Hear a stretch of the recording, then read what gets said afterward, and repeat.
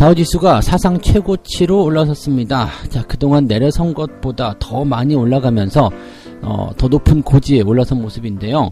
자, 파월 의장이 연속적으로 이야기하고 있습니다. 인플레이션, 금리 인상 이런 것들은 없다. 뭐 여기다 기간까지 더하게 되죠. 최소 3년 정도는 그런 일은 없을 것이다 라고 얘기하고 있습니다. 뭐 이렇게 강력하게 얘기하는 데는 뭐 믿음직한 어떤 배경이 있을 거라 생각하고 있는 부분이고요. 최근 시장에 대한 어떤 우려감들을 잠재우기 위한 내용이 아닐까 생각하기도 합니다. 자, 이 내용들 국내 증시와 함께 같이 알아보도록 하겠습니다. 최근에 게임주들이 약간 문매를 맞고 있습니다. 확률형 아이템에 대한 규제 때문이다 이렇게 얘기가 나오고 있는데 이 확률형 아이템에 대한 규제, 자, 이 부분들이 게임사들의 매출을 크게 떨어뜨릴 것이다 라는 얘기를 하고 있습니다. 자, 이런 부분들은 어떻게 우리가 해석을 해야 되는지, 또 게임주들 이제 매수를 해야 되는지 아니면 팔아야 되는지 여기에 대한 대응도 같이 알아보도록 합니다. 유가가 계속 오르고 있습니다. 지금 그래서 유가 상승에 따른 수혜주들 이제 구분적으로 만들어서 대응해야 된다는 얘기 나오고 있죠. 정유 섹터 당연하겠고요. 해운주, 조선주 당연히 포함되고요. 플랜트, 건설 쪽까지도 같이 연결되고 있습니다. 자, 유가는 계속해서 올라갈 것인가? 자, 유가가 상승하는 배경은 무엇인가? 이번에는 올라가는 부분들의 수혜주들에게 좋은 어떤 혜택이 돌아올 것인가? 이런 것들에 대한 관심들이 늘어나고 있는데, 자, 일단은 수혜주에 주목하라는 말이 나오고 있으니까 여기에 대한 이야기 알아보도록 하겠습니다.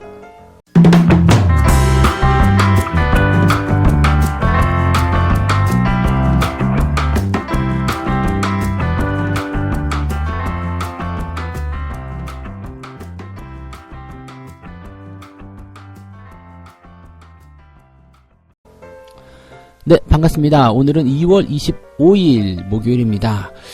자, 전일 시장이 많이 하락하면서 또 밤새 잠 못 주무시고 미국 증시 쳐다보신 분들 많으셨을 것 같은데 잠은 푹 주무셔야 돼요. 왜냐면 오히려 이럴 때일수록 시장에 대한 그 민낯이라고 해야 되나요? 네, 쌩얼 그런 것들이 좀 드러나게 되어 있죠.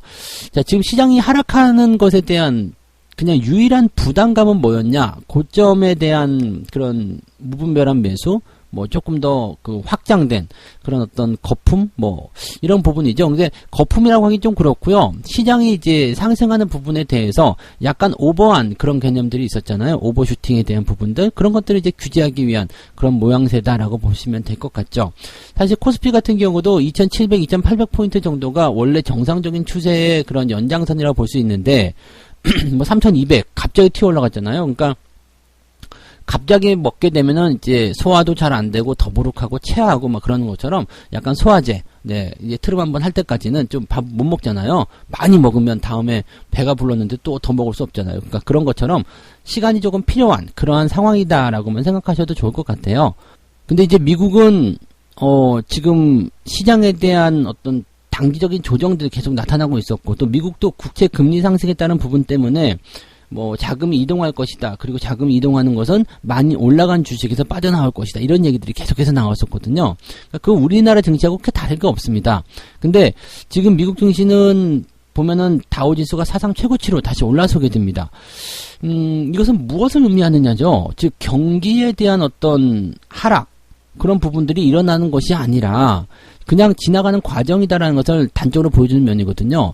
지금까지 시장이 불안한 요소, 뭐 주가가 하락한 이유들 그런 것들에 대한 부분들은 계속 인플레이션에 대한 압박이라든지 금리 인상에 대한 우려라든지 이런 것들 계속 나왔다고 얘기했지만 실제로 이런 부분들은 연준이 안 한다라고 얘기했다는 거 이거 계속 반복하는 이야기입니다. 연준이 안 한대요. 이 주체가 안 한다고 합니다. 안 한다고 하는데 시장은 계속 그걸 이유로 가지고서 주가가 빠질 것이다라고 얘기했었던 부분이죠. 그래서 주가가 하락하는 모습이 있긴 있었는데 이 낙폭 자체가 다우지수는 그렇게 많지 않았습니다. 0. 몇 %대 많이 빠져봤자 그랬죠.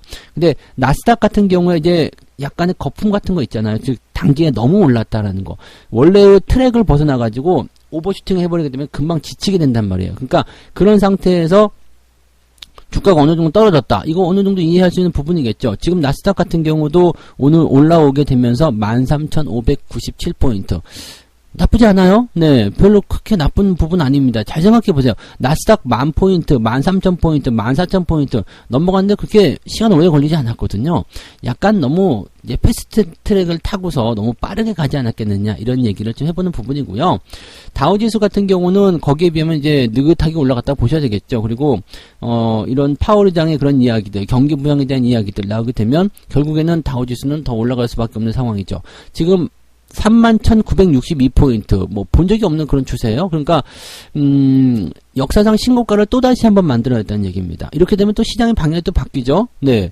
뭐, 슈퍼 비둘기니 뭐 경기 부양에 대한 의지를 드러냈니 등등등 하면서 다우지수가 사상 최고가 찍고 올라간 것에 대해서 또 주목을 하고 있을 거란 말이에요. 그러니까 시장의 분위기는요, 내려갈 때는 그냥 이유를 찾기 위해서 분주하다가도요, 시장의 방향이 바뀌게 되면 그대로 또 상황이 바뀌게 됩니다. 자, 그런 모양새들을 이제 좀 보셔야 돼요. 다우지수, 나스닥 모두 다 상승 마감했고요. 좋은 흐름들 일단은 또 이어가지 않겠는가 생각합니다. 그런데 이런 과정 속에서도 우리가 주목해야 되는 것은 대형주들 있죠? 그동안 많이 올라온 거, 단기에 급하게 올라온 것들, 이런 것들은 반등이 나오더라도 약한 반등이고요. 그런 부분들을 쉽게 먹여주기 어렵다는 얘기입니다. 이때 우리가 주목해야 되는 것은 항상 이야기해드렸듯이 억울하게 떨어진 주식들이죠. 억울하게. 시장이 다 빠지니까 같이 그냥 빠진 거예요. 그렇게 억울하게 하락한 주식들이 올라오게 됩니다. 그래서 원래 하락해야 되는 주식들은 뭐 10% 빠지고 5% 올려주는 부분이 있겠지만 억울하게 빠진 주식들은 5% 빠졌으면 6% 7% 올라옵니다. 그러니까 그런 주식들에 우리가 관심을 가져야 된다는 거. 억울한 애들이 누가 있나 둘러보세요. 분명히 있을 겁니다. 여러분 계좌에 들어가 있는 주식들도 저점 매수 아니면 원칙적인 매매를 고수하셨다라면 고점에서만 매수하지 않았다라면 그런 종목이 다 억울하게 울고 있을 거라 이렇게 생각하시면 되는 거죠. 자, 일단 시장 상승 배경에 재료를 한 가지만 보겠습니다.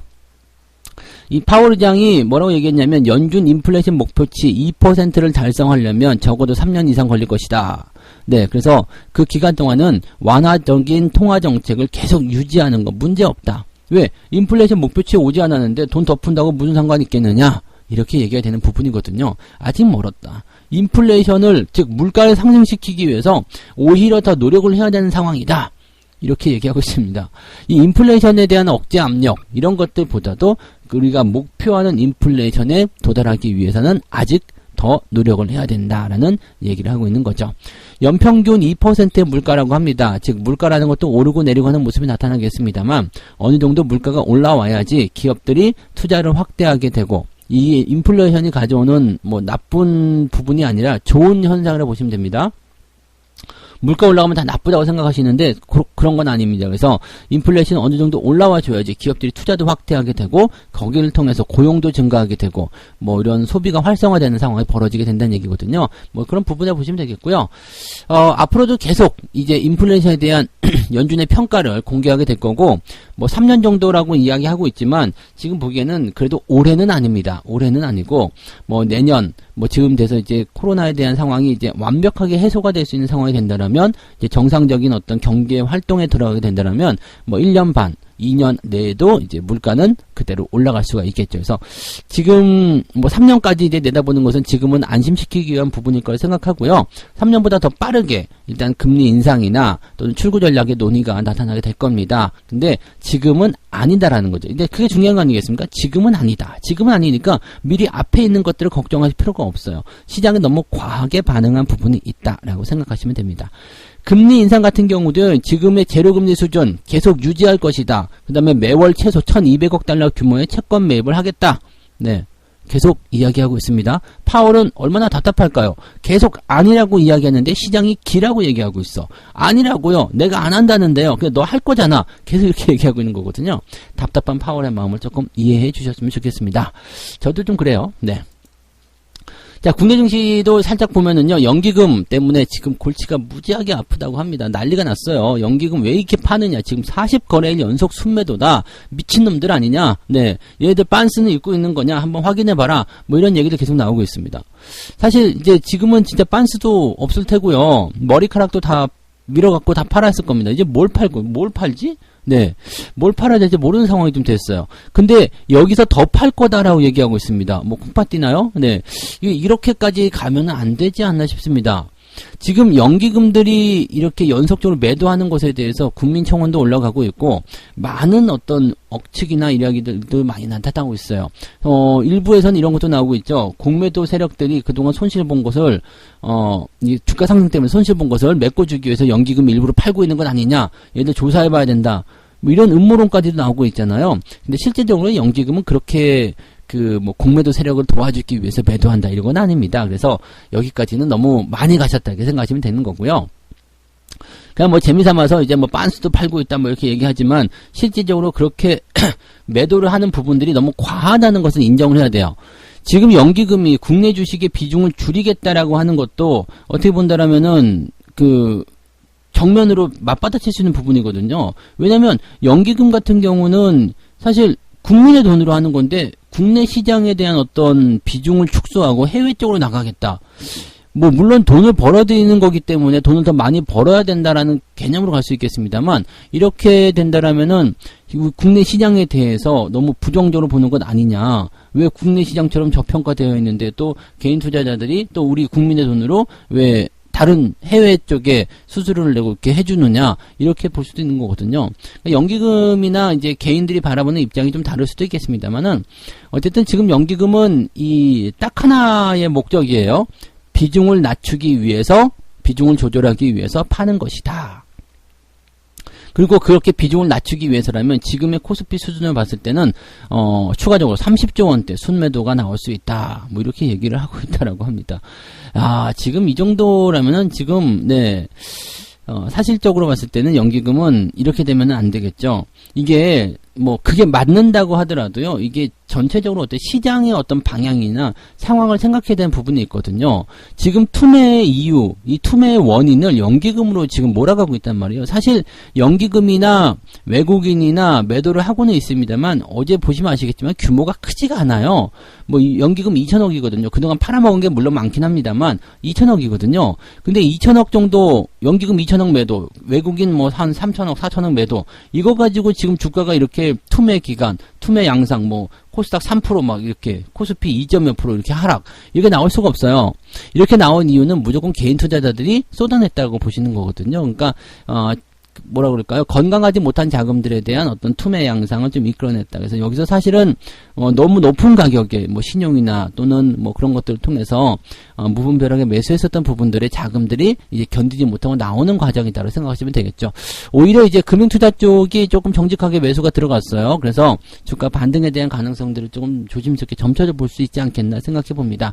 연기금이 매도를 하고 있더라도 어느 정도 시점이 되면은 더 매도하지 못하는 상황이 벌어질 수 있고 또 연기금의 매도를 잡아먹을 수 있는 그런 외국인 매수라든지 또는 금융투자의 매수라든지 즉 기관의 매수 합계 쪽에서 연기금 매도 꺼져 너희들이 팔은 것보다 더 내가 많이 살 거야 라는 판단이 서게 된다면 연기금 매도는 딱히 뭐 이렇게 주목받지 못하는 상황이 될 수도 있습니다. 팔거나 말거나 꺼져라 이렇게 될 수 있겠죠. 그럼 연기금도 사실은 주가가 계속 상승하는 과정에서 매도를 계속 치기도 사실은 좀 어려울 수도 있다라고 판단하실 수도 있을 거예요. 그러니까 연기금 쪽에 너무 집중하지 마세요. 이미 쟤네들은 다 팔아버렸기 때문에 이 부분에서는 왜 뭐 추가적으로 매도가 더 나온다 하더라도요. 주가가 상승하게 된다면 그 부분들에 대한 내용은 잊혀지게 된다라고 보시면 되겠고 지금은 고점 매수에 대한 물량들이 너무나 많이 있다라는 거 그 부분만 주목하시면 되겠습니다. 그래서 매매를 하실 때 너무 고점에 형성된 주식들 뭐 그다음에 시가총액 상위권들이 요즘에 대부분 그런 거였는데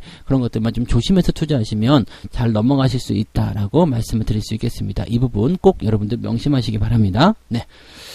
자, 두 번째 이야기 가겠습니다. 확률형 아이템 규제, 이것 때문에 이제 게임주들이 위축되고 있다는 얘기 나오고 있는데, 확률형 아이템은 뽑기예요, 뽑기. 네, 이렇게, 우르르륵 뽑기. 그 다음에 뭐, 이렇게 돈을 써가지고, 뭔가를 이렇게 사들여서, 이제, 룰렛 돌리는 것처럼 따라라라 돌린 다음에 거기서 나오는 그런 부분들. 그게 이제 확률형 아이템이라고 보시면 되겠죠. 근데 이제 게임을 하다 보면 아시겠지만 꼭 필요한 장비라든지 뭐 무기, 방어구 또 뭐 있어요? 뭐 기타 등등, 네, 뭐 재료, 뭐 성장 재료, 뭐 그런 것들이 필요하잖아요. 그래서 이제 이걸 이제 현질이라고 그러죠. 현질을 한다. 돈을 써가지고 아이템을 산다라고 하는데 요즘에 이제 그런 것들이 이제 만연하죠. 그리고 뭐 사실 이제 코로나 때문에 밖에 나가서 돌아다니는 어떤 취미가 적어지다 보니까 이 게임 쪽에 빠져들게 되고 게임에 투자하는 돈, 어차피 나가서 쓸 돈 여기서 써야 되겠다. 내가 게임으로서 취미 활동한테 뭐가 문제냐? 이렇게 생각하시는 분들 많이 계시게 됐습니다. 이제 인식 자체가 좀 바뀌었다는 이야기죠. 그래서 게임주들에 대한 어떤 주가 상승이라든지 그 다음에 실적 개선 이런 것들이 계속 일어나고 있는 상태다라고 보실 수 있습니다. 게임을 하시다 보면 당연히 이렇게 아이템을 사고 싶은 또는 좋은 아이템, 저거 아이템 들고 있으면은 뭐 내가 알고 있던 그런 쫀득이 그런 몬스터들이 막 한 방에 썰려도 나가요. 막 죽어요. 나는 막 이길 수 있어. 근데 그 아이템이 없으니까 자꾸 그냥 쫀득이한테도 당하고 얻어 터지고 막 그래. 열받잖아요. 그래서 집 10,000원만 쓰지 뭐 이렇게 하실 수 있어요. 이런 거 충분히 게임사들이 의도하는 부분이기도 하고 또 어떻게 보면 건강한 소비죠. 네. 취미 활동을 위해서 어느 정도 쓴다. 괜찮습니다. 근데 문제는 이제 이게 리니지에서 나타나는 것 같아요. 리니지에서 이제 뭐 신화 아이템? 이게 뭐 요즘에 새로 나왔다면서요. 근데 그것을 만들기 위해서는 뭐가 필요하대요. 뭐가 필요한데 그것을 뽑기 위해서는 수백만 원의 그런 어떤 충전금? 네, 현금이 필요하다고 하더라고요. 그러니까 이렇게 되는 것이 과연 정상이냐? 이 확률형 아이템이라는 부분들에 대해서 그냥 이것을 나올 수 있다라는 그런 어떤 희망이죠. 네, 희망 회로를 일단 돌리게 해놓고 처음에 들어갈 때 가격은 자 10,000원씩 뽑아보세요. 10,000원에도 뽑을 수 있습니다. 당연히 그럴 수 있겠죠. 왜냐면 확률형이기 때문에 10,000원에도 나올 수 있다. 근데 10,000원은 절대 안 나오고 수백만 원어치를 뽑아야지만이 한번 나오든지 아니면 수백만 원 써도 안 나오든지 이렇게 나올 수가 있다. 이렇게 얘기되는 부분이거든요. 지금 보면은 이제 게임사들이 주요 비즈니스 모델로 만들어 놓은 것들이 이제 가치가 매우 낮은 아이템부터 높은 아이템까지 무작위로 나오는 랜덤 박스. 이제 그냥 막 조합이 되어 있는 거죠. 뭐 그냥 쓰레기 같은 아이템하고 아주 그냥 귀한 아이템하고 같이 섞여 있는 거예요. 그리고 쓰레기 같은 아이템이 나올 확률은 90%. 그다음에 아주 좋은 아이템이 나올 확률은 0.0000001% 뭐 이렇게 되어 있죠. 그러니까 나오긴 나와. 근데 확률이 굉장히 적다는 거죠. 그러니까 그런 부분들을 가지고서 이제 장사를 하는 것이 약간 이거 좀 아니지 않겠느냐. 네, 이렇게 하면 안 되는 거 아니겠느냐. 이런 것들에 대한 어떤 문제를 좀 삼기 시작했다는 얘기죠. 근데 이렇게 하지 않으면은 실질적으로는 이 게임사들이 돈을 벌어들이는데 좀 타격을 입을 것이다 라는 얘기들이 좀 있습니다. 그래서 뭐 그런 부분들이 매출에 영향을 많이 줄 것이다 라고 할 수 있겠는데 뭐 지금 이런 부분들 같은 경우는요 뭐 몇 억대를 뭐 현질을 했다라든지 이런 사람들은 많지 않다. 대신에 일부 이제 유저들 그 뭐 한 10만 원대 이렇게 투자하시는 이 투자라고 해야 되나요? 이렇게 충전해서 아이템을 뽑게 하시는 이런 사람들의 비율은 예전보다 좀 늘어났다. 그래서 이제 매출에 대한 부분들이 이 확률형 아이템을 통해서 이제 그것을 뽑기 위해서 돈을 많이 쓰는 사람들의 수가 줄어든다고 해가지고 매출에 영향을 받을 필요는 없다. 그럼 뭐 이런 식의 얘기가 일단 나오고 있다고 합니다. 근데 뭐 과도한 것은 어쨌든 지나친 것은 항상 문제가 되죠. 적당한 수준에서의 어떤 즐김, 이런 것들은 누가 뭐라고 합니까? 그죠? 네, 그럴 수도 있는 거고, 할 수도 있다. 이렇게 볼 수 있는데, 너무 과도한 지출, 과도한 어떤 그런 뽑기, 이런 것들은 이제 하지 말아야 되겠죠. 자, 어쨌든, 게임주들 같은 경우는 일단 그런 부분 때문에 매출에 영향을 받을 것인가 아닐 것인가에 대한 분석들이 나오고 있는데, 증권사에서는 오히려 이런 것들이 이제 규제에 대한 부분 때문에 주가 악재 상황으로 만들어지게 된다면 주가가 떨어졌다라면 매수를 해야 되는 상황이다라고 얘기하고 있습니다. 실질적으로 이제 게임주들이 그런 것 때문에 매출이 감소할 것 같지는 않습니다. 뭐 왜냐면은 이 확률형 뽑기 때문에 몇백만 원씩 몇천만 원씩 지르는 사람들이 실질적으로 그렇게 많지는 않습니다. 있긴 있어요. 있긴 있는데 많지는 않아요. 그냥 게임을 즐기기 위해서 꼭 필요한 아이템들 있죠. 이렇게 뭐 소액 투자라고 하나요? 네, 소액 과금 뭐 이런 식으로 접근하시는 분들이 많이 있기 때문에 지금 게임주들의 어떤 실적이라든지 매출의 어떤 상향화는 어느 정도 진행이 되고 있다고 보시면 되겠습니다. 그 다음에 이제 중요한 거는 요즘에 게임주들이 중국과의 관계 개선을 통해 가지고 또 많이 좋아지고 있거든요. 그러니까 주가가 많이 과도하게 내려갔다라면 그런 부분들은 오히려 진짜 매수의 관점으로 보시는 것도 나쁘지 않겠는가라고 생각은 해볼 수가 있겠습니다. 최근에 NC소프트 주가가 많이 내려갔음에도 불구하고 오히려 이 목표 주가를 올렸다, 상향 조정했다, 이런 증권사들도 나오고 있습니다. 단기적인 조정인지 아니면은 정말로 제대로 된 조정인지 거기에 대한 부분들을 이제 판단하려면 업황적인 부분을 보시면 되는 거고요. 지금으로서는 업황적이거나 또는 기업의 실적이거나 이런 것들이 타격을 받을 만한 내용은 별로 없다. 규제 법안에 대한 부분들이 즉 게임 산업에 크게 영향을 줄 만한 부분은 아니다. 즉 일시적인 조정일 가능성이 높다. 이런 분석을 좀 해볼 수는 있을 것 같습니다. 그래서 여기에 대한 내용들 좀 참고하시고요. 대신에 소나기는 피해가야 되겠죠? 일단은 그런 부분들이 때리기 시작한다면 심리적으로 위축되는 부분들이 있기 때문에 거기에 대한 주의는 필요할 것이다. 말씀드릴 수 있겠습니다. 자, 유가 상승에 대한 부분들 세 번째 이야기로 또 말씀드립니다. 기름값이 계속 올라가고 있습니다. 이제 작년에 우리 기억하시죠? 그 WTI 선물. 지금 한때 마이너스 37달러. 즉, 돈을 받고 기름을 가져와야 되는 뭐 그런 상황도 있었잖아요. 근데 뭐 이게 이제 최근에는 엄청나게 계속 올라가서 지금 50달러 돌파, 지금 60달러 넘어갔죠? 야, 어마어마한 거 아니겠습니까? 그래서, 이 부분에서 그때도 WTI 쪽에 대해서 선물, 이쪽 매매하시는 분들이, 레버리지를 썼다가, 인버스를 샀다가, 그렇게 해서 손해를 많이들 보신 걸로 알고 있는데, 항상 이제 시장의 방향은 저렇게 마이너스까지 떨어진다는 게 더 비정상적이거든요. 그러면은 올라갈 것이다라고 생각하는 것이 당연한 이야기죠. 그래서 지금처럼 이렇게 올라오는 부분이었고요. 지금 이제 유가가 올라가는 것, 그 다음에 코로나에 대한 부분이 해소가 되는 것들은 점차적으로 나타나게 되기 때문에 이 부분에 대해서는 사실 걱정할 필요가 없어요. 그래서 아마 그 시점 즈음해가지고 제가, 유가 관련한 종목군들 이제는 관심을 서서히 가져야 된다는 것이 이제 작년 찬바람 좀 불 때쯤이었던가요? 여름철 지나면서 아마 그 얘기 좀 해드렸을 거예요. S-오일이라든지, 그 다음에 SK이노베이션이라든지, 또는 화학주들, 화학주들 중에서 못 산 것들 많아서 너무 아까운 부분도 많은데, 이제 그런 것들이 전부 다 석유화학에 대한, 이 유가 상승에 대한 부분들로 연결되어 있다 보시면 되겠죠. 그 다음에 아직까지 움직이지 않은 것들이 있어요. 뭐냐면은, 이제 그 플랜트 관련한 부분들, 해운 조선은 이미 많이 올라갔고요.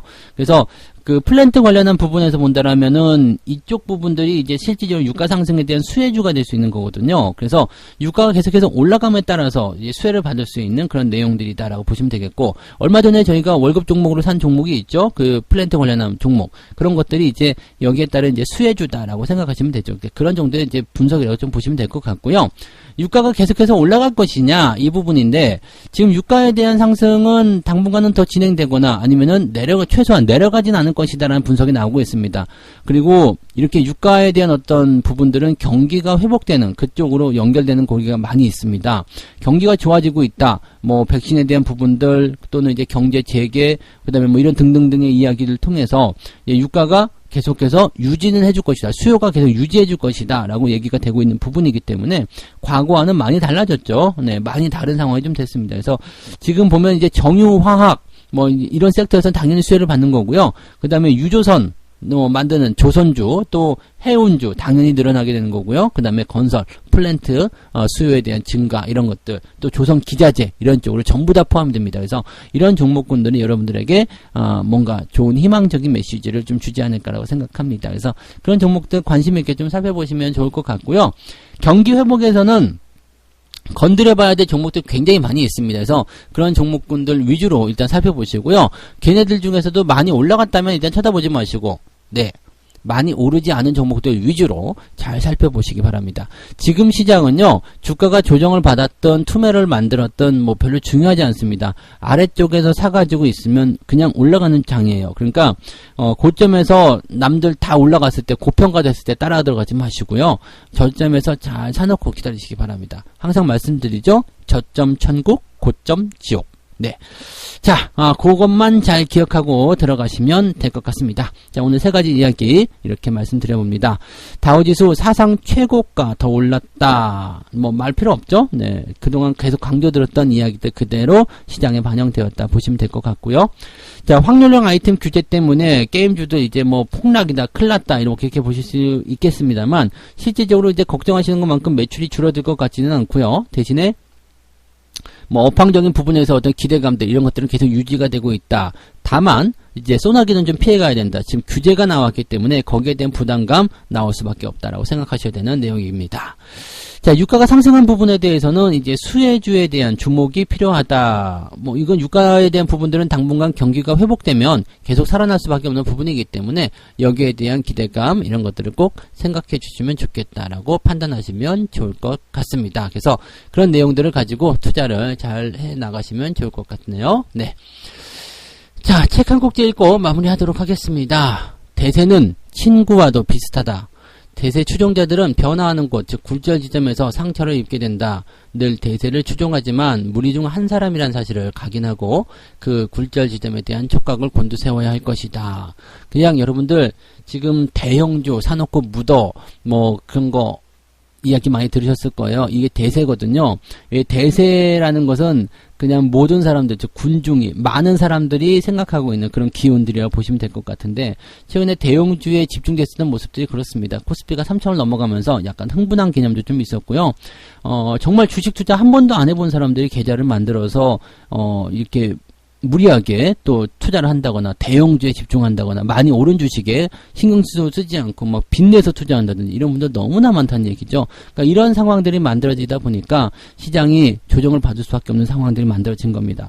여러분들이 그런 종목들 피해서 저점 종목만 매수했다라면 사실 같은 충격을 받더라도 크게 부담되진 않을 거라 생각해요. 그래서 그런 것들에 대한 차이점을 좀 잘 이해하시는 그런 투자가 되셨으면 좋겠습니다. 지금 잘하고 계시는 거죠. 잘 버텨내시기 바라고요. 시장의 조정은 또 지나가고 마련입니다. 그래서 이것이 지나가고 나면 또 내가 가진 종목들이 여러분들에게 돌려주는 보답이 더 많을 것이다. 이렇게 생각하셔도 좋을 겁니다. 모두 힘내시고요. 자, 오늘 장중 시황 때 또 다시 뵙도록 하겠습니다. 고맙습니다.